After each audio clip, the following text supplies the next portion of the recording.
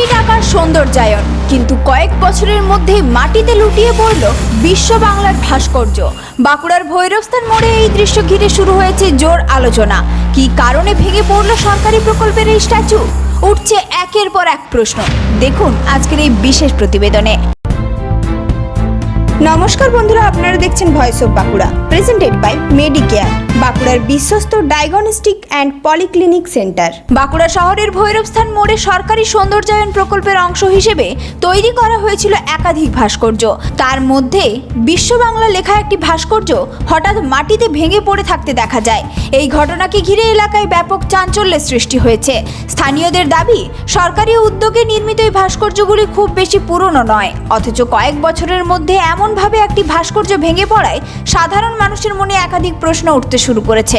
এত কম সময়ের মধ্যেই কিভাবে একটি সরকারি প্রকল্পের অংশ এমনভাবে ক্ষতিগ্রস্ত হলো? নির্মাণে কোনো ত্রুটি ছিল, নাকি দীর্ঘদিন রক্ষণাবেক্ষণের অভাবেই এমন ঘটনা ঘটেছে? তা নিয়ে শুরু হয়েছে জোর আলোচনা।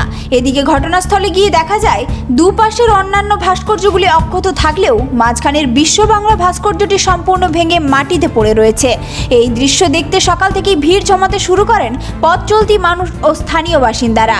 ঘটনার প্রকৃত কারণ এখনো স্পষ্ট নয়। এটি প্রাকৃতিক কারণে ভেঙে পড়েছে, নাকি অন্য কোনো কারণ রয়েছে, তা প্রশাসনের তদন্তের পরই জানা যাবে।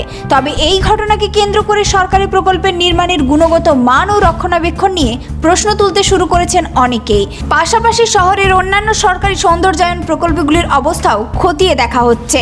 প্রয়োজনীয় সংস্কারের ব্যবস্থাও করা হবে, যাতে ভবিষ্যতে এমন ঘটনা আর না ঘটে।